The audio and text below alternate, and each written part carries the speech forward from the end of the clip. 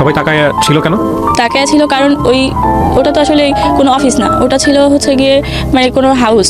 4 তলায় যায়, যাওয়ার পরে উনি যখন দেখি যে তালা মারা রুমই উনি খুলতেছে, আসার পরে উনি দরজা লাগিয়ে দেয়। তারপরে তখন আমি সবকিছু বুঝতে পারি। তো তুমি কি যাবা উত্তরা? তো ওখানে তো আমি আরো কাউরে চিনি না, কেউই পরিচিত নাই। তখন বলি যে না, আমি উত্তরা যাবো না। তখন উত্তরাতে আর আমি যাই না। তো ইতিমধ্যে যেটা হয় যে এই অফিসটা যখন চলে যাওয়ার পরে আমি অনেকদিন চাকরি ছিল না, এটা কিন্তু 13 সালে। তো চাকরি ছিল না, তো 2-3 মাস হয়ে যায় চাকরি নাই, আমি বসে থাকি। টাকা পয়সা পেতেন কোথায়? খাইতেন কি? এতদিন তো ওই যে ওইখানে চাকরি জমাইছিলেন, করতাম। এটা দিয়ে থাকতেন কোথায় আপনি? ওই মেয়েটার বাসায়, শিউলির বাসায়। জি। শিউলির আত্মীয় স্বজন বলতে কেউ ছিল না? বাবা ছিল না, মা ছিল। মা, শিউলি এবং আপনি 3 জন মিলে জি। একসাথে থাকতেন? জি। কোথায় থাকতেন? আপনার পরিবার জানতো? জি। জানতো? হ্যাঁ, ঠিকানা সব মায়ের জানতো? সাথে কথা হতো। ওকে, তারপরে আর কি 2-3 মাস যখন কাজ থাকে না, তখন আমি এই বিভিন্নভাবে কাজকর্ম খুঁজি, বা একটা সময় দেখা যায় যে আমি আর টাকা দিতে পারতেছি না শিউলিকে। তো তখন অনেক কষ্ট হইতো, বা কি করবো। তো এই কারণে একদিন আমি রাস্তায় বসে থাকি। তো বসে থাকি, পরে মানে চাকরি খুঁজতে খুঁজতে আমি আসলে একটু নার্ভাস হয়ে যাই। তো আমি বসে থাকি যে কি করবো এখন আমি। তো ওই মুহূর্তে একটা লোক আসে, এসে আমাকে 2-3 বার জিজ্ঞেস করে যে তুমি এখানে অনেকক্ষণ ধরে বসে আছো, তো তুমি কি কোনো কাজকর্ম করো নাকি? তো তখন ওনাকে বলি যে না, আমার কিছু হয় নাই। তো উনি বলে যে আচ্ছা, তুমি বলতে পারো, সমস্যা নেই। তো তখন আমি বলি যে হ্যাঁ, আমি কাজ করি, বাট এখন কাজ নাই, বা আমি এরকম বসে আছি, চাকরি খুঁজতে গেছিলাম এক জায়গায়, তাই কষ্ট হয়েছে, তাই বসে আছি। তখন উনি বলে যে আচ্ছা ঠিক আছে, আমি হচ্ছে গিয়ে একটা গার্মেন্টসের পিএম। আমি হচ্ছে গিয়ে গার্মেন্টসটার নাম বলে যে আমি তো এই গার্মেন্টসের পিএম, তো তুমি চাইলে এই গার্মেন্টসে ঢুকতে পারো। তখন আমি বলি যে আমি তো কোনো কাজ জানি না গার্মেন্টসের, বা গার্মেন্টস আমি কখনো দেখিও নাই। তখন উনি বলে যে আচ্ছা ঠিক আছে, তোমার জানা লাগবে না, আমাদের অফিসে এখন বর্তমানে একজন মেয়ে লাগবে যে নিডেল ম্যান পোস্টে নিডেল সাপ্লাই করবে। তো তোমাকে শুধু মেশিনের নামগুলো মুখস্থ করতে হবে, জানতে হবে। যখন যেই মেশিনের জন্য নিডেল নিতে আসবে, তখন ওই মেশিনের নিডেলগুলো তোমাকে সাপ্লাই করতে হবে, বাট ওইগুলো এন্ট্রি করে রাখতে হবে, এটা বলে। তো বলার পরে বলে যে কিন্তু ঠিক আছে, তোমার কাগজপত্র নিয়ে তুমি আমার সাথে যোগাযোগ করো। তখন আমি বলছি যে আমি আপনার সাথে যোগাযোগ করবো কীভাবে? বলে যে তো আমার ফোন নাম্বার তোমার দিয়ে যাবো, তুমি কালকে কাগজপত্র তৈরি করে আমার ফোন দিবা। পরে আমি বলছি আচ্ছা ঠিক আছে। পরে আমি কাগজপত্র তৈরি করি, উনি যা বলার পরে ওনাকে ফোন দিয়ে উনি নাম্বার দিয়ে যায়। তো উনি আমাকে বলে যে আচ্ছা ঠিক আছে, আমি হচ্ছে গিয়ে এখানে আসি, জায়গার নাম বলে যে আমি মহাখালীতে আছি, তুমি আসো। তো আমি মহাখালীতে যাই কাগজপত্র নিয়ে। তো যাওয়ার পরে যেটা হয় যে উনি আমাকে বলে যে আচ্ছা ঠিক আছে, উনি গাড়ি নিয়ে আসে, হ্যাঁ বাইক নিয়ে আসে। তো উনি বলে যে তুমি বাইকে উঠতে পারো। তখন আমি বলি যে আচ্ছা, আমি তো বাইকে উঠবো, কিন্তু কেন, আমি হাইটে যাই, আর তো বেশি দূরে না। তখন উনি বলে যে না, গাড়িতে গেলে তো 1 মিনিট লাগবে, আর তুমি হাইটে গেলে মিনিমাম 20-25 মিনিট সময় লাগবে, আমার তো এত সময় তোমার দেওয়ার মতো নাই। তো তারপরে আমি ওনার গাড়িতে উঠি। তো ওঠার পরে উনি হচ্ছে গিয়ে আমাকে নিয়ে যায়। তো তখন আমি চিনতাম না জায়গা, এখন চিনি। তো আপনি এরকম একটা অপরিচিত লোকের কথা শুনে আপনি যাচ্ছেন, আপনার ভয় করলো না? জি, আমি গার্মেন্টসটা চিনি, তাই আমার ভয় করে নাই। কিন্তু গার্মেন্টসে যেতে আমি হেঁটে গেলে যে রাস্তা দিয়ে যেতে হবে সেটা আমি চিনি, তাই আমার কোনো ভয় করে নাই। কিন্তু গাড়িতে উঠতে ভয় করতেছিল। তারপর কিন্তু উনি বলে যে আমি তোমাকে এত সময় দিতে পারবো না, গাড়িতে উঠলে আমি নিয়ে যেতে পারবো। পরে উনি কোন দিক দিয়ে কোন রাস্তা দিয়ে নিয়ে যায় আমি জানি না, বাট ওইখানে যা নামার পর উনি বলে যে এটা হচ্ছে আমাদের গার্মেন্টসের হেড অফিস, এখানে স্যার বসা আছে, ওনার সাথে কথা বলবো। আর আমার নিচতলা থেকে শেখায় নাই যে তুমি কিন্তু তোমাকে দেখলে কিন্তু বলবে যে তোমার বয়স অনেক কম, ভুলেও বলবা না যে তোমার বয়স কম, তুমি বলবা যে তোমার বয়স হচ্ছে গিয়ে 21 বছর। তখন বলে, তো বলে যে আমি বলি 21 বছর, এটা কি উনি করবে? বলে আচ্ছা ঠিক আছে, 21 বছর বলতে হবে না, বলবা যে 18 বছর। পরে আমি বলি যে আচ্ছা ঠিক আছে। পরে উনি বলে যে স্যারের সামনে যায় কিন্তু এরকম ভাব করো না যে তুমি ঢাকা শহরে নতুন আসছো বা কিছু জানো না বা এরকমের। তো বলে তারপরে উনি বলেই তাড়াহুড়া করে উনি হচ্ছে গিয়ে বিল্ডিংয়ের সিঁড়িতে চলে যায়।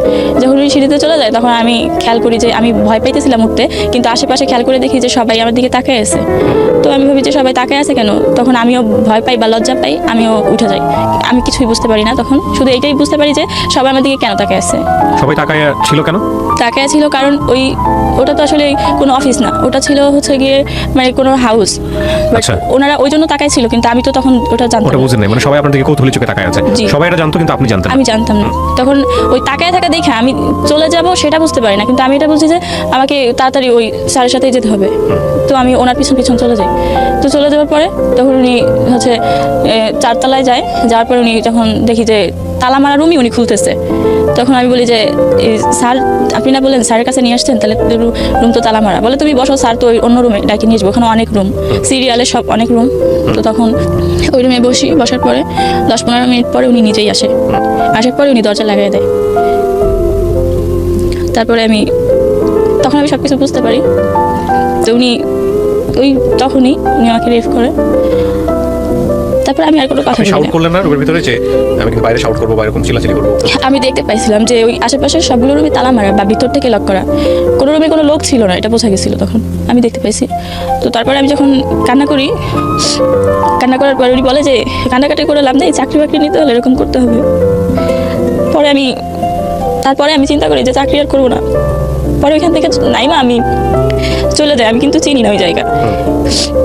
পরে ওনার গাড়িতে আর যাবো না। তো তখন আমি নাইমা যখন রাস্তা দিয়ে হাঁটতে থাকি, এর মধ্যে বৃষ্টি নামে। আমি দেখি যে আমি ইচ্ছা করে বৃষ্টিতে ভিজি, কারণ আমার সারা শরীরে আমি দেখতে পাই যে আমার শরীরের রক্তই আমার সারা শরীরে। তখন আমি ইচ্ছা করে বৃষ্টি হচ্ছে কিন্তু আমি কোথাও দাঁড়াই না, বৃষ্টিতে হাঁটতে হাঁটতে বাসায় আসি। আমি বাসা চিনতে পারি না, কিন্তু জিজ্ঞেস করতে করতে আসি। ওখান থেকে হাইটে আসতে আমার অনেক সময় লাগে। এই লোকেশনটা আপনি চিনে ফেলে রাখেন নাই যে এই লোকেশনটা কোথায় বা কি অবস্থা? এখন দেখলে চিনতে পারবেন? জি, ফার্ম গেট। এটা ফার্ম গেটে। এই লোকটার সাথে এখনো যোগাযোগ আছে? না, এখন আর যোগাযোগ নাই। তো আপনার মনের মধ্যে তখন কোনো সংকল্প তৈরি হয় নাই যে আমি যদি এখন লোকটাকে চিনে রাখতেছি, ভবিষ্যৎ আমি ওকে ধরবো বা এরকম কোনো কিছু তৈরি হয় নাই? যা হয়েছে সেটাই বলেন, মনের ভিতরে যা হয়েছে। লোকটাকে আমি চিনে রাখছি, এখনো দেখলে চিনতে পারবো। কিন্তু তখন তো উনি জাস্ট ওনার একটা ফোন নাম্বার দিছে আমাকে, আর কিছুই তো না। আসলেই কি উনি গার্মেন্টসে চাকরি করতো কিনা বা কোনো গার্মেন্টসের পিয়ন ছিল কিনা সেটা তো আমি আজও জানি না। কিন্তু আপনাকে যেখানে নিয়ে গেছে এই ফ্ল্যাটের চাবি ওনার কাছে ছিল, ওই ফ্ল্যাটটা তো আপনি দেখলে এখনো আইডেন্টিফাই করতে পারবেন। আমি এই গল্পটা শুনিয়ে, আমি জানি অনেক মানুষের গল্পটা শুনে আমি কিছু আইডিয়ার জিনিসগুলো খুলতে চাই। প্রথম কথা হচ্ছে আপনি ঢাকা শহরে এসেছেন পেটের দায়ে, আপনার পরিবারও আপনি কালো বলে লাঞ্ছিত হয়েছেন, কিন্তু আপনার দ্বারা এরকম একটা ঘটনা ঘটলো। ঢাকা শহর একটা আদর্শ শহর, বিশেষ করে যারা নতুন আসেন এখানে তাদের জন্য 2-4-5 বছর লেগে যায় শুধুমাত্র শহরটা বুঝতে, শহরের মানুষদেরকে বুঝতে। তারপরেও অনেকে বুঝে উঠতে পারে না। তো সেই জায়গাটা থেকে আপনি প্রথম কয়েক মাসের মধ্যে যেরকম একটা অভিজ্ঞতায় মুখোমুখি হলেন, আপনার জায়গাটায় অন্য কেউ থাকলে কি করতে আমি জানি না, তবে অবশ্যই ওই জায়গাটাকে লোকেট করা উচিত ছিল যে এই জায়গাটা এরকম, এখানে এটা হয়েছে। আপনার ওইটা কি কিছুই মাথায় আসে নাই ওই সময়টাতে? যখন এই ঘটনাটা ঘটছে তখন আসলে ওই জায়গা থেকে যখন আমি চলে আসি, তারপরে আমার মনে হয়েছে যে এই জায়গা আমি আর কোনোদিনও চিনবো না। কিন্তু এখন আমি চিনি, কারণ তারপর তো আমি অনেকবার গেছি ওই জায়গায়, বা ওই জায়গাটা এখনো পর্যন্ত দেখলে তাকায় থাকি। কিন্তু তখন আমার এটা মনে হয়েছে যে এই জায়গা আমি আর চিনবো না। তারপরে বাড়িতে আসলেন, আসার পরে বাসায় ওই সময়টাতে মনে হয়েছে কি পুলিশের কাছে যাবো বা পুলিশের কাছে গিয়ে কমপ্লেন করবো, এরকম কোনো কিছু মনে হয়েছে? না, মনেই হয় না। একবার মনে হয়নি, কারণ তখন আমি এত কিছু বুঝি না। আর তাছাড়া এটা বুঝি যে এই বিষয় নিয়ে কারো কাছে যদি কিছু বলি আমার হয়তো আরো সমস্যা বাড়বে, কমবে না, বা বলার মতো হয়তো কেউ এখানে আমার নাই যে বলবো। পয়েন্ট করবেন এই জিনিসগুলা।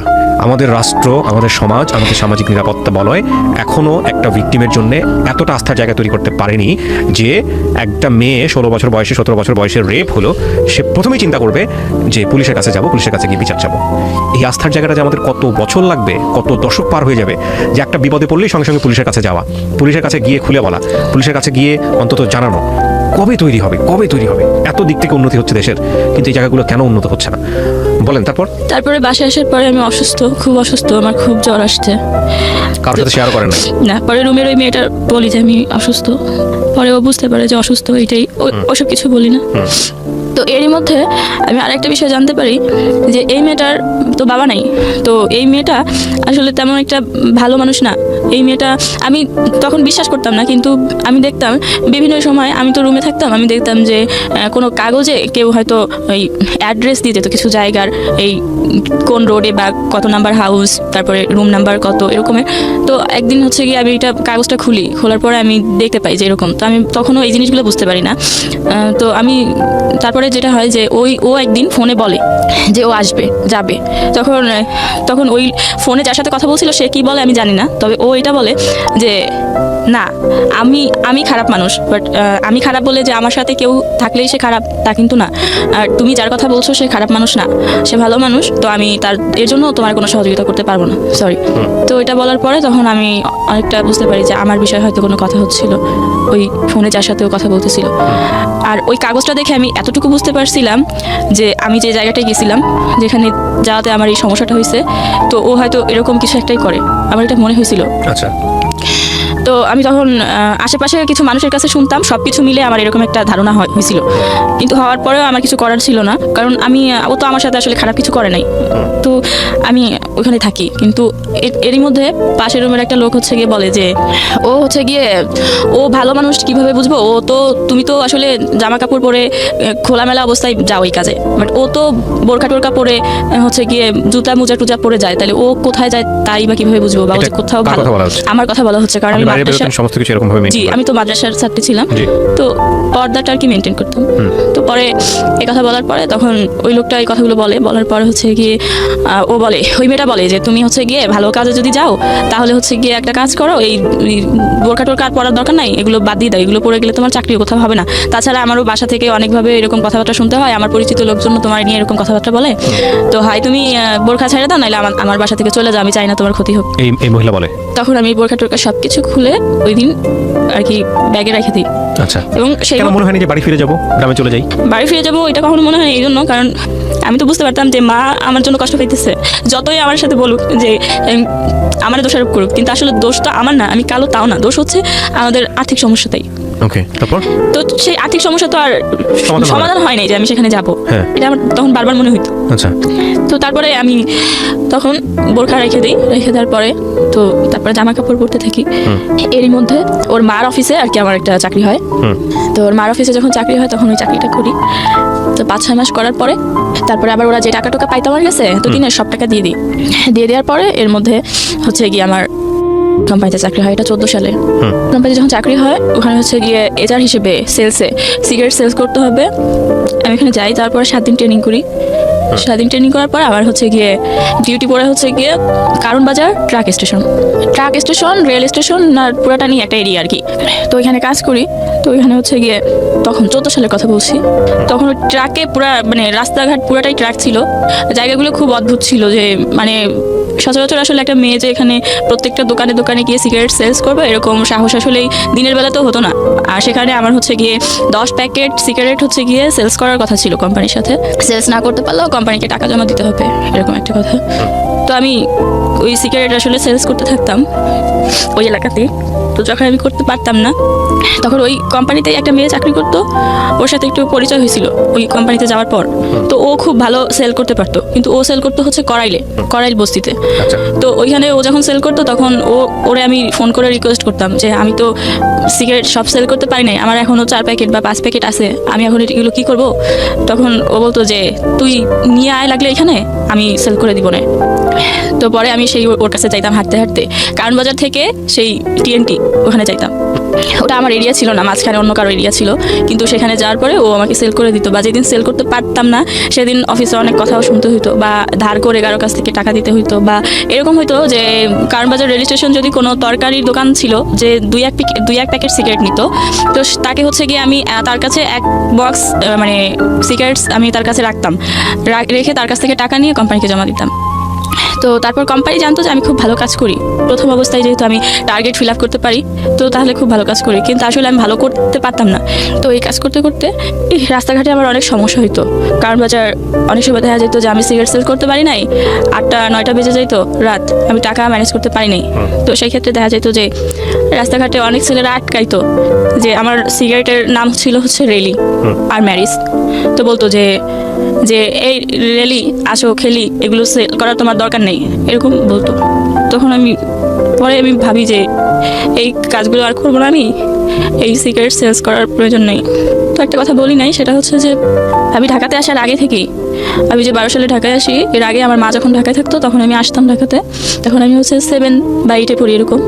তো তখন একটা ছেলে আমার পছন্দ করতো, ওই মা যেখানে থাকতো ওইখানে, কিন্তু ওই ছেলেটা হচ্ছে গিয়ে হিন্দু। ছেলেটা আমার পছন্দ করতো ওই জন্য যে ওই যে আমি মুসলমান ধর্মের মেয়ে, বা আমি ঠিকভাবে পর্দা করতাম এইটার কারণে। তো ওই ছেলেটা আমার পছন্দ করতো এই কারণে। তো ওইটা আমার একদিন বলে। তারপরে আমি যখন 8 পাস করে যে বললাম যে কারিয়ানা পাস করার পর যখন ঢাকায় আসি, তারপরে একদিন ওনার সাথে আমার দেখা হয়। উনি তখন আমার বলে যে উনি আমার পছন্দ করতো বা করে, বা আমি হচ্ছে গিয়ে উনি মুসলিম হবে, যদি কখনো আমি ওনাকে বিয়ে করি উনি মুসলিম হবে, এরকম বলে। তো যখন এই যে আমি সিগারেট কোম্পানিতে চাকরি করি, সিগারেট সেলস করতাম, এই মুহূর্তে যখন আমি এই সমস্যাগুলো ফেস করতাম, তখন আমার এটা মনে হয়েছিল যে যদি ওই ছেলেটা আমাকে বিয়ে করে বা যদি ও মুসলমান হয় তাহলে আমি ওকে বিয়ে করব, সেটাই হয়তো সব থেকে ভালো হবে। ওকে বিয়ে করে লাগলে চাকরি করব বা কাজকর্ম করব, কিন্তু আমি আর একা একা কিছু করতে পারতেছিলাম না। তো তখন আমার বয়স 17 বছর, আর তখন ছিল 15 সাল। প্রিয় দর্শক এবং শ্রোতা, তো তারপরে 15 সালে ওই ছেলেটা মুসলমান হয়। মুসলমান হওয়ার পরে হচ্ছে গিয়ে উনি আমাকে বিয়ে করে ইসলাম ধর্ম অনুযায়ী। ওকে, তারপর? তারপরে বিয়ে করার পরে আমি আসলে মানে ওই মানুষটাকে অনেক ভালো জানতাম। আমি তো আসলে মানুষটাকে তেমন চিনতাম না বা তেমন কথাও কখনো হয় নাই। উনি হিন্দু ছিল তাই ওনার সাথে তেমন কথা বলি নাই, বা এখানে তেমন কোনো প্রেমের সম্পর্কও ছিল না, জাস্ট পরিচিত ছিল অনেক বছর ধরে। ওই যে আমার আম্মুর ওখানে আসতাম যাইতাম ওটা। তো তারপরে বিয়ে করার পর যেটা দেখি যে উনি হচ্ছে গিয়ে গাঁজা খাইতো, তারপরে উনি হচ্ছে গিয়ে ইয়াবা খাইতো। এগুলোর নাম টাম তো আমি তখন জানতাম না, বাট এরকম কিছু খাইতো। তো গাঁজাটা হচ্ছে গিয়ে উনি রেগুলারই মনে হয় 2-3 বার খাইতো। এটা আমি খুব ভালোই দেখতাম যে আমার ঘরে বসে বা এইভাবেই উনি খাইতেছিল। আর ইয়াবাটা হচ্ছে গিয়ে হয়তো প্রতিদিন একবার বা একদিন পরে একবার এরকম। আচ্ছা, তো ওই গাঁজা আর ওই ইয়াবা খাইতো। তো উনি আপনার হচ্ছে বাড়ির গিয়ে, লোকজন অনুমতি দিয়েছিল আপনাকে ছেলেটাকে বিয়ে করার? আমি সেরকম কিছু বলি নাই, শুধু বলছিলাম যে কাউকে না জানিয়ে বিয়ে করেছেন আপনি? আমার আম্মুকে বলছিলাম, আচ্ছা। শুধু বলছিলাম যে এরকম। তো আম্মু ওই হিন্দু দেখে আর কি বলছিল যে এটা করিস না। তারপর যখন দেখি যে এরকম সমস্যা, উনি প্রত্যেকদিন এই গাঁজা টাজা এরকম খাইতো, বা উনি কাজকর্ম করতো না কোনো। যা কাজকর্ম করতো আসলে উনি তা ওনারই লাগে। তো দেখা গেছে যে ঘর ভাড়াও দিতে পারে না, তারপরে সংসার চালাতে পারে না, এরকম একটা অবস্থা। তো বিয়ের 3 মাস পরে আমি জানি যে আমি বুঝতে পারি যে আমি অসুস্থ। হ্যাঁ, আমার মনে হয় যে আমি প্রেগনেন্ট। তো আমি বলি এটা একজনের সাথে যে আমি এরকম। তো সে বলে যে হয়তো তুমি প্রেগনেন্ট। পরে উনি বলে যে আচ্ছা ঠিক আছে, তুমি হচ্ছে গিয়ে ওষুধ খাও, ঠিক হয়ে যাবে। তো আমি যার সাথে আমার বিয়ে হয়েছে, আমার হাজব্যান্ড, ওনাকে বলি। বলার পর উনি বলে যে আচ্ছা ঠিক আছে। উনি আবার ফার্মেসি থেকে আর কি ওনার সাথে কথা বলে। তো বলার পর ওনার কাছ থেকে এই ওষুধগুলো আইনা আমাকে দেয়। তারপর ওই ওষুধগুলো আমি খাই।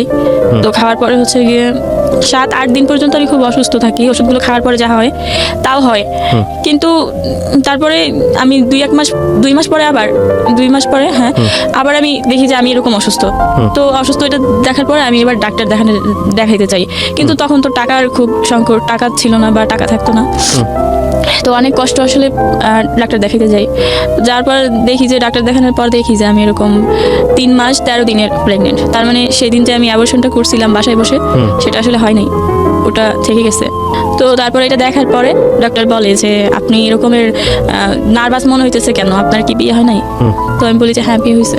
তো তাহলে আপনি প্রেগনেন্ট, এটা দেখার পর আপনি কাঁদতেছেন কেন? তখন আমি বলি যে আমি তো এটা অ্যাবর্শন করে ফেলছিলাম, আর এটা কিভাবে রয়ে গেছে আমি বুঝতে পারি নাই, এটার জন্য আমার অনেক খারাপ লাগতেছে। পরে উনি বলে যে দেখেন, এই অ্যাবর্শন করে না, এগুলো আপনারা যে ওষুধ খেয়ে অ্যাবর্শন করেন, এগুলোতে অ্যাবর্শন হয় না। শুধু আপনারা একটা মানুষের মারার চেষ্টা করেন, নিজেও মরার চেষ্টা করেন। তার চেয়ে ভালো যদি বিয়ে হয়ে থাকে, ওর যদি বাবা থেকে থাকে, তাহলে আপনি করেন, বাবুটা রাইখে দেন। পরে বাসায় চলে যাই। বাসায় চলে যাওয়ার পরে এই বাবুটা 16 সালের অক্টোবরে আমার বাবুটা হয়। এর মধ্যে আমি কোনো ট্রিটমেন্ট নিতে পারি না বা আমি ডক্টর দেখাই না। জাস্ট একবার আমি ডক্টর দেখানোর পর আমি জানতে পারি যে বাবুটা আসলে উল্টো হয়ে গেছে। হ্যাঁ, আবার নাকি সিজার করতে হবে, নর্মালি ডেলিভারি হবে না। তো তখন এটা আপনার ওই ফার্স্ট হাজবেন্ডের ঘরেই? জি। হ্যাঁ, তারপর? তো বলে যে তোমার তো বয়স অনেক কম, 18 বছর এখন পর্যন্ত হয় নাই, অথচ বাবু হবে তোমার। তো আপনাকে বিয়ে করার পরে কি ওর শ্বশুর বাড়িতে নিয়েছিল না? কারণ ছেলেটা তো ধর্মান্তরিত হয়েছে। হ্যাঁ। হ্যাঁ। তখন বলে যে তোমার তো এরকমের বয়স হয় নাই, এখন আবার তুমি এরকমের প্রেগনেন্ট, তো সেই ক্ষেত্রে তোমার তো বাবু হচ্ছে উল্টো হয়ে গেছে, তো তুমি তো এই সিজার ছাড়া কিছু করা যাবে না। তো তোমার অভিভাবকের সাথে কথা বলছো? তখন আমার মায়ে আমি ফোন করে বলি সব। তখন আমার মা বলে যে আচ্ছা ঠিক আছে, কান্নাকাটি করিস না, দেখি কিছু করা যায় কিনা, আর অ্যাবর্শন করানোর দরকার নাই, থাকুক। ডেলিভারির 1 মাস আগে আমার কাছে আসার পরে আম্মা হচ্ছে গিয়ে কিছু টাকা নিয়ে আসে, যে যদি মানে আর কিছু না হোক, ওর তো বাঁচাইতে হবে। যদি ডেলিভারি যদি কিছু না হয় বা যদি হসপিটালে নিতে হয়, সেই ক্ষেত্রে তো টাকা লাগবে। আর উনারা তো আসলে যা বলাই হয়েছিল যে টাকার জন্য, যে টাকা আমাদের কোনো টাকা নাই বা এরকম সমস্যা। তো মা ওই রকম প্রিপারেশন নিয়ে আসার পরে কিন্তু মা যে টাকা আনে এগুলো আর আমাকে বলে না যে টাকা আনছে বা কিছু। তো তারপরে ঠিক অক্টোবরে ঠিক 23 তারিখেই আমি অসুস্থ হয়ে পড়ি। 24 তারিখে আমার বাবুটা হয়। হওয়ার পরে এটা হচ্ছে গিয়ে আদিন হসপিটালে হয় বাবুটা। হওয়ার পরে আসলে ওই হসপিটালে তো অনেক টাকা বিল আসে, অত টাকা আমার মা নিয়ে আসছিল না। ওখানে প্রায় আপনার জামাই কি করতো? তখন উনি ওই একটা কোম্পানিতে, যে ফুজি ফিল্ম কোম্পানি ছিল, ওই কোম্পানিতে ডেলিভারি ম্যান হিসেবে কাজ করতো। আচ্ছা। তো 6000 টাকা স্যালারি দিত। হ্যাঁ, না তো পরে 6000 টাকা স্যালারি পাইতো, তা তো আসলে ওরই লাগতো। মাস শেষে দেখা গেছে যে ঘর ভাড়াটাও দিতে পারতো না ঠিক মতো। তো পরে আমি এইভাবে সেভাবে ঋণ করেই সংসার চালাই বাড়ি থেকে। পরে এইভাবে সেভাবে যখন যেখান থেকে পারতাম এভাবে টাকা এনে সংসার চালাতাম। তখন তো আমার চাকরিও করা চলবে না বা করতে পারতাম না, এরকম আমি। তো দেখা গেছে যে ওই আমার ওই হাজব্যান্ড আর কোনো টাকা ম্যানেজ করতে পারে না, হসপিটালে বিল আসে 35,000 এরকম। তো পরে আমার মাও এত টাকা নিয়ে আসছিল না, তখন আসলে ওই টাকার জন্য আমার ভাইয়ের কাছে বা আমার আব্বার কাছে বলে যে এরকম, তো টাকার জন্য এখন ওরে ছাড়াই নিতে পারবো না বাড়িতে, বাসায় বা এরকম। পরে বাড়ি থেকে টাকা এনে দেয় আমার আব্বা, মানে টাকাটা পাঠায়, সেটা ছিল আসলে লাভের উপরে টাকাটা। মানে সুদের উপর টাকাটা নেয়? হ্যাঁ, আনার পরে আইনা ওই টাকাটা দিছে, তারপরে ওইখান থেকে আমার ছাড়াই আনছিল 35,000 টাকা দিয়ে হসপিটাল থেকে। তো আনার পরে বাসায় আনছে। আমি এমনই অসুস্থ বা আমার বয়স কম থাকাতে হয়তো বা আমার মানে পুষ্টি না থাকাতে হয়তো বা মানে আমি বাবুটার জন্য কিছু করতে পারতেছিলাম না তখন, এরকম অসুস্থ। তখনই বাবু হওয়ার পরেই বাবুরে বাইরের খাবার খাওয়াইতে হয়েছিল। তো তারপরে বাবুরে খাওয়াতেও আমার আম্মু, পরে আমার আম্মু হচ্ছে গিয়ে কয়েকদিন পরে বলে যে আমি তো আর থাকতে পারবো না, আমার এখন চলে যেতে হবে। আমি মা হিসেবে যতটুকু করার মনে হয় করছি, এখন আমি চলে যাই। পরে মা চলে যায়, চলে যাওয়ার পরে যে বাবুটা রেখে যায়, আমি দেখতাম যে বাবুর খাবারটা আমি ম্যানেজ করতে পারতাম না। আমার মায়ের মানে বাপের বাড়িতে যদিও কষ্ট করছিলাম, কিন্তু খাবারের কষ্টটা মনে হয় আমার সেরকম মনে পড়ে না যে আমি কখনো ওরকমভাবে করছিলাম। আর যতটুকু হয়েছিল আমার ওই চাচার জমিটা কেনার জন্য। কিন্তু এখানে আসার পরে প্রতিদিনই আমি অনেক কষ্ট করতাম বা এভাবে আমার দিন যাইতো, কিন্তু বাবুটা হওয়ার পর যে কষ্টগুলো হইতো বাবুর, এগুলো আমি খুব সহ্য করতে পারতেছিলাম না, আমার খুব কষ্ট হইতেছিল। তো বাবুরে যখন খাওয়াইতে পারতেছিলাম না, এই বাপের বাড়ি চলে যেতাম, বাবুরে নিয়ে চলে যেতাম, সেখানে যা বাবুরে নিয়ে থাকতাম। বাপের বাড়ি বলতে? আমার বাপের বাড়ি, মানে ওই গ্রামের বাড়ি চলে যেতেন শুধু বাবুর জন্য। আমি তো ওই যে বললাম যে আমি কখনোই যাইনি, আমি কিন্তু একসময় এই সমস্যার কারণে ঢাকায় শুধুমাত্র এসেছি। বাচ্চাটাকে সেভ করার জন্য এটা করতেন? বাবুটার জন্য আমার মনে হয় যে আমার ওইখানে যাওয়া লাগবে, তো বাবুটার জন্য আমি বাপের বাড়িতে যাইতাম। তারপর বাবুটার ওইখানে থেকে খাবার ব্যবস্থা করতো। এইভাবে অনেক দিন যায়, দেখা গেছে যে 6 মাস, 3 মাস, 4 মাস আমি ওখানে থাকতাম। থাকার পরে এখানে আসতাম, এখানে আসলে এইরকম অভাব ফেস করতে হইতো। তো পরে বেশি দিন আমি বাবুরে রাখিনি। 1.5 বছর, যখন আমার বাবুর বয়স 1.5 বছর পুরো হয়ও নাই, ওই মুহূর্তে আসলে আমি 1 বছর মনে হয় 4-5 মাস হবে, ওই সময় আমার মারে বলি যে আমার বাবুটা নিয়ে যাও, আমি কোনো একটা কাজকর্ম করে আমি এখন থেকে ওরে টাকা দিব বা খাওয়াবো। পরে আমার মা মানে আমার আব্বা নিষেধ করে, আমার ভাইও নিষেধ করে বাবুটা নেওয়ার জন্য, বলে যে না খেয়ে থাকলে থাক, না খেয়ে থাকলে তো মরবে না, কিন্তু বাচ্চা তো ওর তো মার কাছে থাকার দরকার আছে, ওর মার কাছে থাকুক। কিন্তু আমার মা বলে যে না, ও হচ্ছে কি আমার কাছে থাকলে যদি ও কিছু করতে পারে তাহলে ওরা দুজনেই খাইতে পারবে, আর যদি ওর কাছে থাকে তো ও খাইতে পারবে না, ও খাইতে পারবে না। তখন কিন্তু কোনো সময় আমার ভাই বা আমার আব্বা কখনো বলতো না যে এই ছেলেটার বিয়ে করছে পর থেকে এরকম সমস্যা, বা এই ছেলেটা এরকম, তো থাক ওরে আমরা নিয়ে যাই, এটা কখনো বলে নাই। তো পরে এটা আমার কখনো বলে নাই দেখে আমিও কখনো আর এইগুলো বলি নাই যে এই আমার হাজবেন্ড যে গাঁজা খাইতো বা ইয়াবা খাইতো, এটা কোনদিন জানতে চাই নাই দেখেও আমি আর জানিনি। শুধু বলতো যে ও কাজ করে না, তাহলে কাজ করে তাহলে কেন টাকা থাকে না, তো তখন কিছু বলতাম না, বলতাম আমি জানি না কেন টাকা থাকে না। তো পরে যখন এই বাপুরে যখন দিয়ে দেই আমার মার কাছে, দিয়ে দেওয়ার পরে আসলে আমার মা জানতে চায় যে ওর ব্যাপারে, তখন বলি, তখন তো অনেক লেট হয়ে গেছে। তো বাবুটা কি ছেলে বাবু? জি, তারপর বলার পরে তখন মা বলে যে এখন আর কিছু করার নাই, এখন এইভাবেই থাকতে হবে, মেয়েদের জীবনে বিয়ে একটাই, আর বিয়ে হয়েছে তোমার তার কিছু আর কোনো পথ নাই, তো এটাই। তো আমার ওই হাজব্যান্ড শুধু এই 2টা সমস্যা না, ওর অনেক ধরনের সমস্যা ছিল। ও কাজ করতো না, ও প্রচুর পরিমাণ মিথ্যা কথা বলতো। আচ্ছা, ওর এত পরিমাণ মিথ্যা কথা আর এত পরিমাণ অন্যায় অপরাধ আসলে আমি আর নিতে পারতেছিলাম না। কাজকর্ম করতো না, সেই ক্ষেত্রে ওই ধরনের নেশা টেশা করতো, সব কিছু মিলাই একসময় আমার মনে হয় যে আমার বাবুরে দিয়ে দিছে, আমিও যদি কোথাও চলে যেতে পারতাম বা আমি যদি কিছু একটা করতে পারতাম তাহলে হয়তো অনেক ভালো হতো, কিন্তু সেরকম কিছু পাইতেছিলাম না। তো ওই মুহূর্তে বাবু চলে যাওয়ার পর তখন চাকরির খুব সংকট, যদিও 18 সালের কথা বলছি, চাকরির খুব সংকট। আমি আসলে চাকরি পাইতেছিলাম না কোথাও, 17 সালের শেষ দিক দিয়ে। ওই সময় আমি একটা চাকরির কথা জানতে পারি, কিন্তু কি কাজ কি এগুলো আমি কিছু জানতাম না তেমন একটা। জানতাম যে একটা অফিসে একটা লোক লাগবে, এটা হচ্ছে গিয়ে কথাটা বলছি যে এটা সব কাজ করতে হবে, পরিষ্কার পরিচ্ছন্ন থেকে শুরু করে চাটা করে দেয়া বা সব কিছুই করতে হবে। তো আমি এই কাজ করতে চাই যে হ্যাঁ আমি করব। যখন যাই এই কাজ করার জন্য ওই অফিসে যাওয়ার পরে আমি কাগজপত্র দিই, পরে আমার ডেট দেয় যে আপনি আসেন, 1 সপ্তাহ পরে আসেন, এরকম বলার পরে ডিসেম্বরের 1 তারিখে আসলে আমার হচ্ছে গিয়ে চাকরি হয়। পরে করার পরে কিছুদিন পরে ওই অফিসেই আর কি একজন পিয়ন ছিল, ওরা হচ্ছে অফিসিয়ালি কোম্পানির লোক। তো ওই পিয়ন ছিল, উনি হচ্ছে গিয়ে আমার খুব ভালো জানতো, আমি বুঝতাম যে উনি খুব ভালো জানতো আমাকে। তো চাকরির পরে উনি যখন ওই লোকটা আমার খোঁজ খবর নিত সবসময়, যে কেমন আছিস, ভালো আছিস কিনা, খাইছিস কিনা, বা তোর ছেলে কেমন আছে বা এরকম। তারপর ওনার সাথে আমার কথা হয়। তো একটা সময় ওনারে আমি বলি যে আমি সব কথা বলি যে আমার বাবু আছে বা আমার বাবু এরকম বাড়িতে বা এই সমস্যার জন্য আমি চাকরি করি বা আমার হাজব্যান্ড হচ্ছে গিয়ে এরকম, এটা বলি। কিন্তু আমার একটা কথা কিন্তু বলা হয় নাই, আমার হাজব্যান্ড যে ইয়াবা সেবন করতো সেটা করার পরে আসলে আমার সাথে আচরণগুলো কেমন হইতো। হ্যাঁ, এটা আসলে আমি ওয়াইফ, আমি শুধু উনি আমাকে একটা মেয়ে হিসেবে ইউজ করতো, এটাই আমি জানতাম। আমার কোনো ভালো লাগা খারাপ লাগা আমার কোনো কিছুই ছিল না।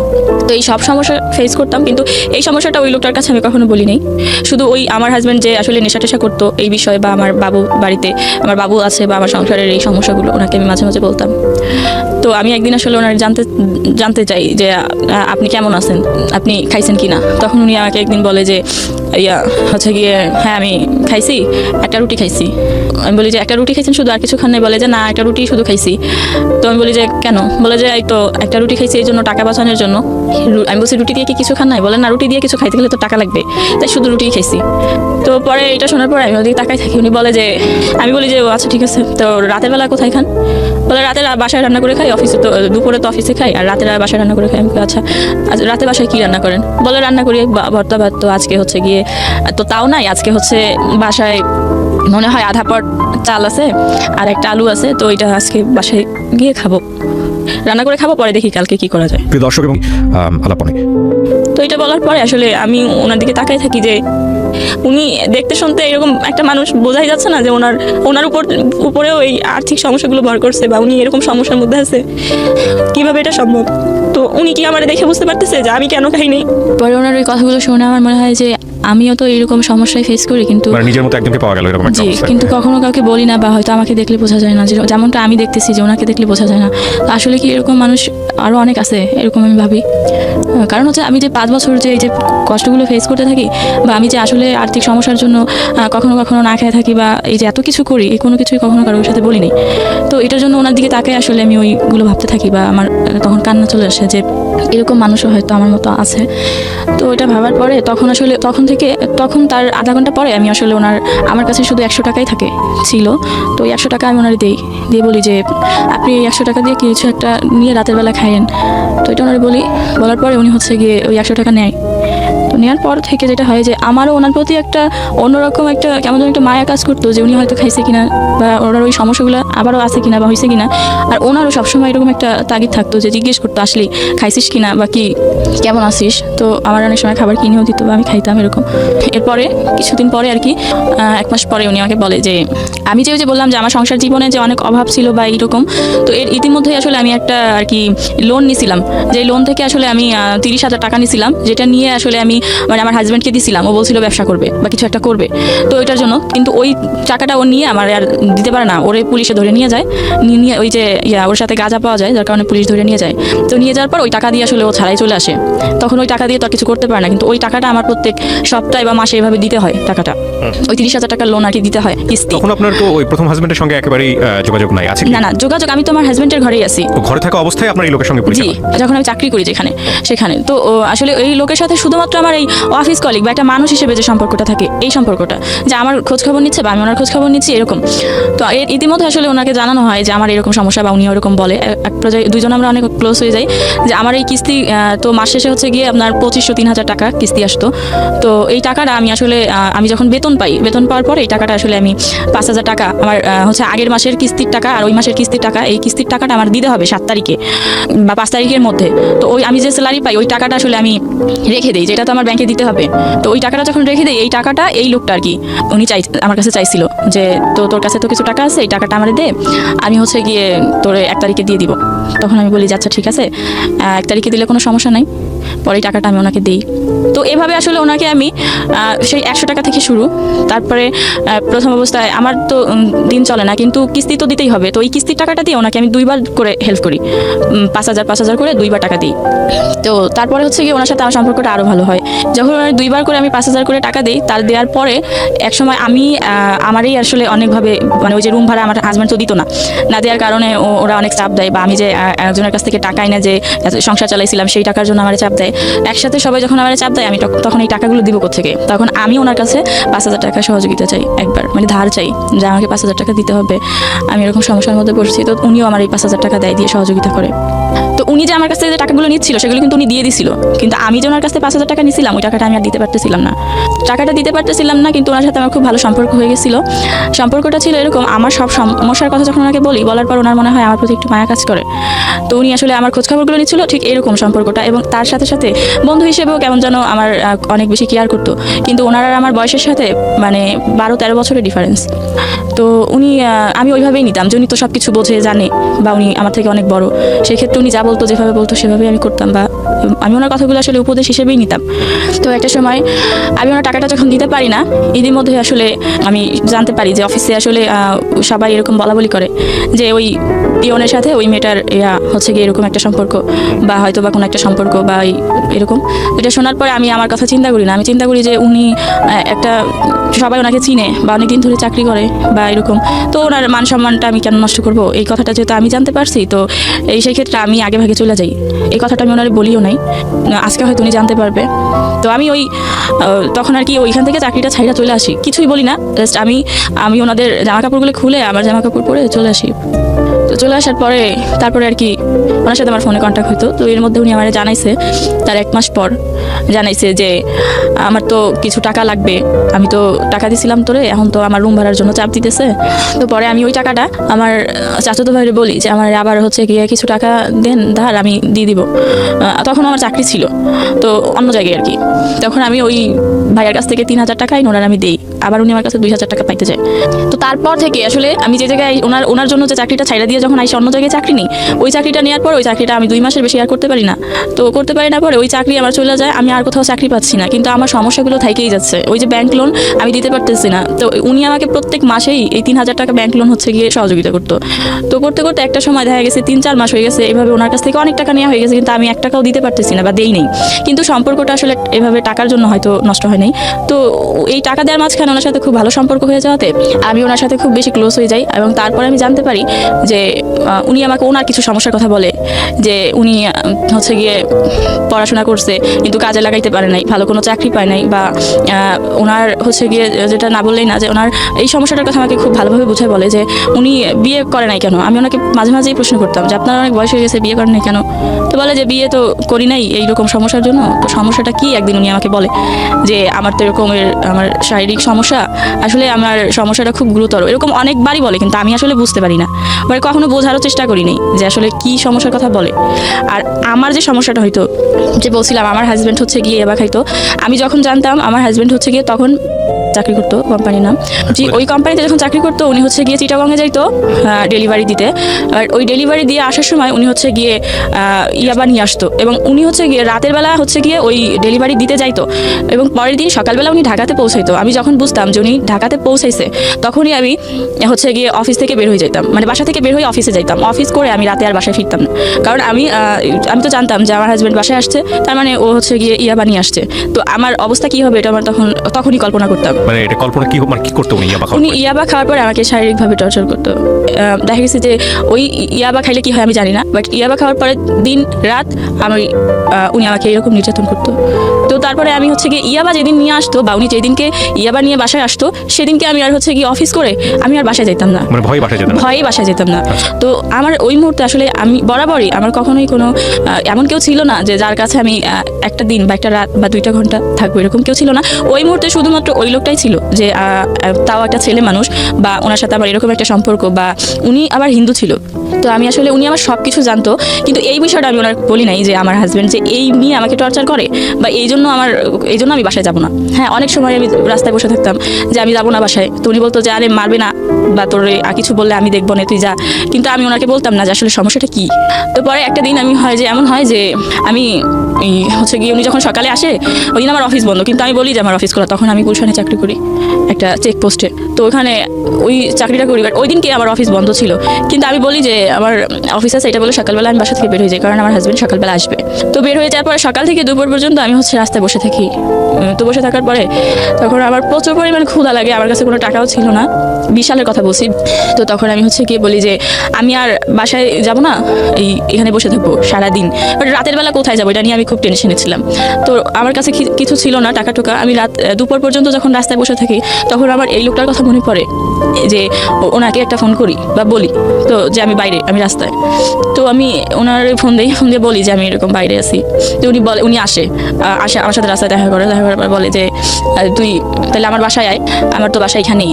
আমি তো বাসার কাছাকাছি ওই রাস্তায় বসা ছিলাম তাই, কিন্তু আমি আসলে উনি এমনি বলাতে সিরিয়াস চলে যাই, কারণ আমি তো ওই মুহূর্তে আসলে আমি বাসায় যাব সেটাও ভাবতে পারতেছিলাম না, বা আমি ভাবতেছিলাম যে আমি এখন কি খাবো, বা আমার প্রচুর পরিমাণ পানি পিপাসা হয়েছিল, বা আমি তখন কি করবো আমি বুঝতে পারতেছিলাম না। আমি জানতাম যে উনি একা থাকে ওই বাসায়, উনি একটা ছেলে মানুষ একা থাকে। এই সব কিছু জানা সত্ত্বেও আমি ওনার বাসায় যাই বা আমি যাইতে চাই, এবং আমি ওনার বাসায় যাওয়ার পরে উনি আমাকে ভাত খাইতে দেয়। হ্যাঁ, একটা কথা যেটা ওই যে শুরু থেকেই বলছিলাম যে আমি জানতাম যে ওনার সাথে আমার হচ্ছে গিয়ে 17 সালের ডিসেম্বর পরিচয় হয়েছে, বা 20 সালের কথা বলছি আমি এখন। এই পর্যন্ত আমি কোনোদিন শুনি নাই যে উনি হচ্ছে গিয়ে ডাল আর আলু ভর্তা বা ডাল ভর্তা বা এগুলো ছাড়া আমি কোনোদিনও শুনি নাই যে উনি অন্য কোনো কিছু দিয়ে ভাত খাইছে। তো আমি ওনার বাসায় যাই, উনি আমাকে ওইটা দিয়ে ভাত খেতে দেয়, যে আলু ভর্তা আর ডাল।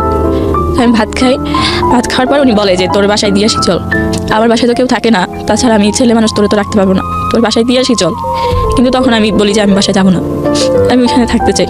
তারপর উনি বলে যে এখানে থাকিস না, আর তাছাড়া কেউ দেখলেও সমস্যা হবে, তোর আর আমার সম্পর্কের কথা তো কেউ জানে না, বাট এটা মানুষ তো অন্য চোখে দেখবে বা অন্যরকম হয়ে যেতে পারে, তোরে বাসায় দিয়ে আসি। কিন্তু আমি আসলে বাসায় যাই না, আমি এখানে থাকি, এবং আমার ফোন টোন সব কিছু অফ।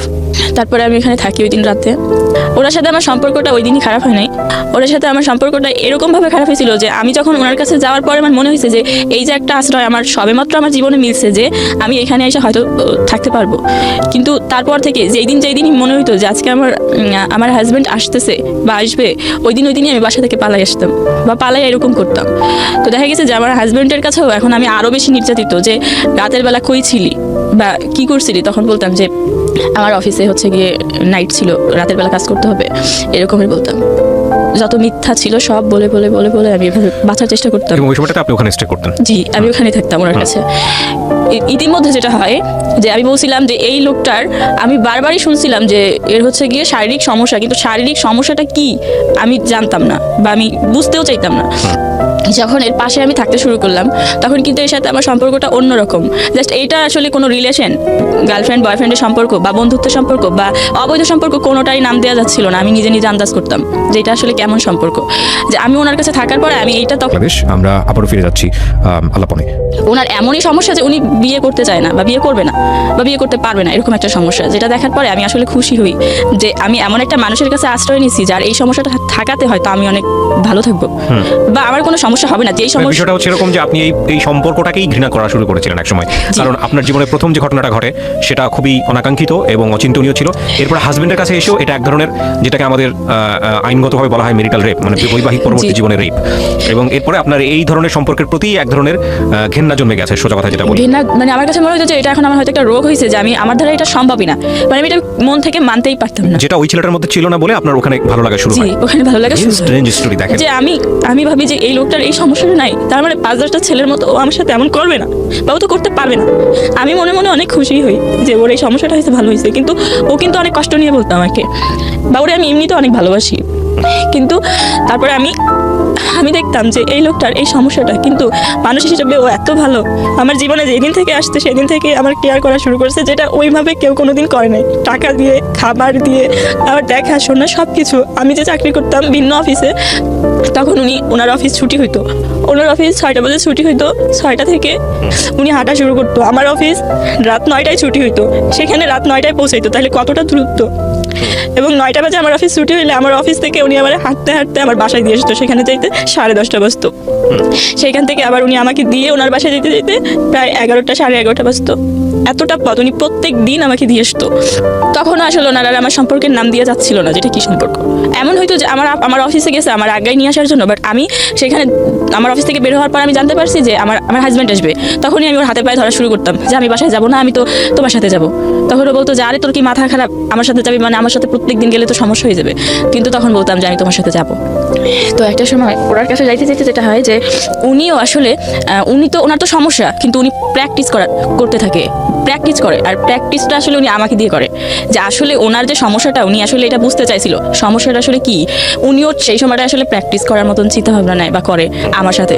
কিন্তু সেই মুহূর্তে আসলে এমন হয়েছিল যে আমি তখনও আমার কাছে এটা মনে হইতো যে এটা থেকে আমার হাজব্যান্ডের যে নির্যাতনগুলো আমার সহ্য করতে হইতেছে তার থেকে তো এটা ভালো, এটা আমার কাছে হয়তো ভালো, কারণ এটা তো খুব অল্প সময়ের জন্য, সাময়িক সময়ের জন্য, বা উনি তো আমার কোনো কষ্ট দিচ্ছে না, এরকম আমার মনে হতো। তখন আসলে আমার এটা মনে হতো না যে উনি আমার সাথে এটা করতেছে তো আমি এখন আসলে চলে যাই বা অন্য কিছু। হ্যাঁ, আমার মাঝে মাঝে মনে হতো যে আমি মরে যাই।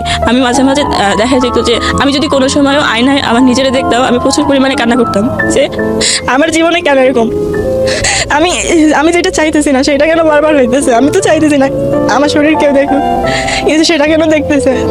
তো তারপর আমি ওনার হচ্ছে গিয়ে অনেক বেশি সম্মান করতাম, ওনার অনেক বেশি ভালোবাসতাম। এই ভালোবাসাটা কি ছিল আমি জানি না, কিন্তু ভালোবাসতাম যে উনি একটা ভালো মানুষ। আসলে প্র্যাকটিস করতে করতে তারপরে 20 সালের এপ্রিলে হচ্ছে কি আমি দেখি যে আমি প্রেগনেন্ট আবার। কিন্তু আমি তখন এটা বুঝতে পারি যে এটা তো আমার হাজবেন্ডের না, এটা তো ওই যে উনি আমার সাথে প্র্যাকটিস করতেছে এইটা। তখন আমি কি করব, আমার কাছে কোনো ওরকম মানে সবসময় আসলে আমার কাছে কোনো দিন টাকা থাকতো না। চাকরি করতাম, করার আগেই দেখতাম যে আমি তো বেতনের টাকা থেকে আরও 5,000 টাকা এখন আনতে হবে কোনো ক্ষেত্রে থেকে, না তো আমার বাসা ভাড়া বা আমি যে টাকা দিতে হবে এটা তো আমি দিতে পারতেছি না। তো সবসময় 5,000 টাকা কমই থাকতো, 6,000 টাকা কমই থাকতো, কোনোদিন 1 টাকা বেশি থাকতো না। তার মানে এটা তো আমার কাউরে না কাউরে জানাইতেই হবে। তো সেই সময় ওনাকে জানাই যে আমি এরকম। তো উনি ব্যাপারটা খুব সহজেই মাইনা নেওয়ার পর উনি বলে যে আচ্ছা ঠিক আছে, তুই হচ্ছে গিয়ে আবার মাফ করে দে, তুই অ্যাবর্শন করা, আর যত টাকা লাগবে আমি দিব।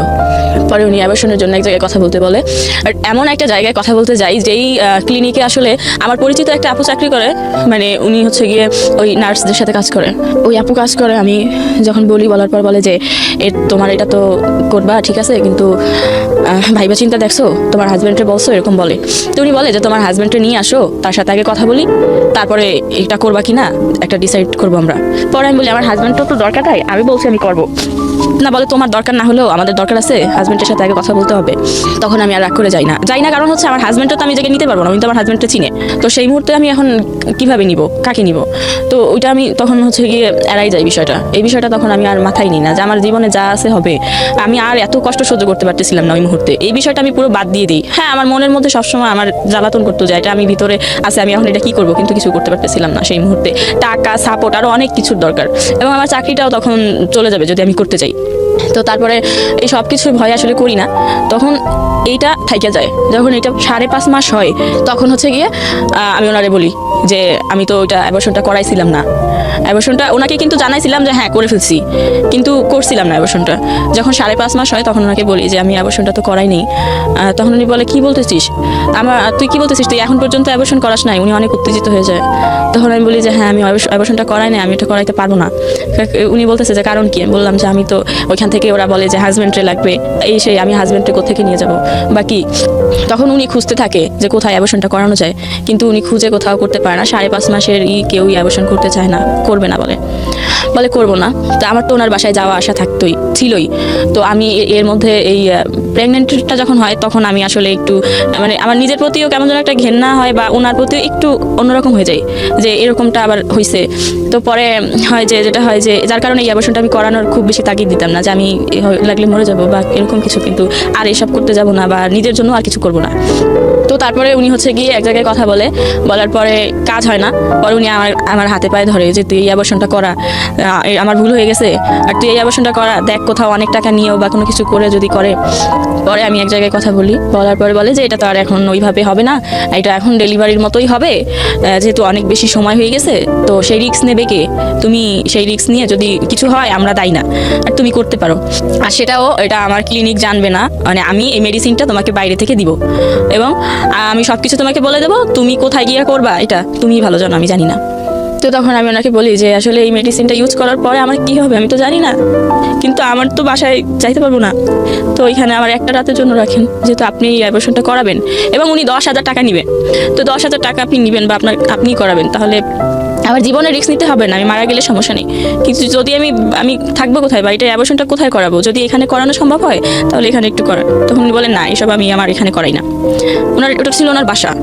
তো উনি ওই মেডিসিনগুলো আমাকে দিয়ে দেওয়ার পর উনি বলে যে তুমি এবার বাসায় চলে যাও, কোথায় যায় করাবা সেখানে চলে যাও, বাট তুমি অল্প সময়ের মধ্যে চলে যাবা যেখানেই যাও। তো তখন আমি হচ্ছে কি ওনাকে ফোন করে বলি যে আমি খুব অসুস্থ, আমি তো ওই মেডিসিনগুলো নিয়েছি, এখন আপনি কোথায় আছেন, খুব অল্প সময়ের মধ্যে আমাকে নিয়ে যান। তো উনি খুব অল্প সময়ের মধ্যেই আসে।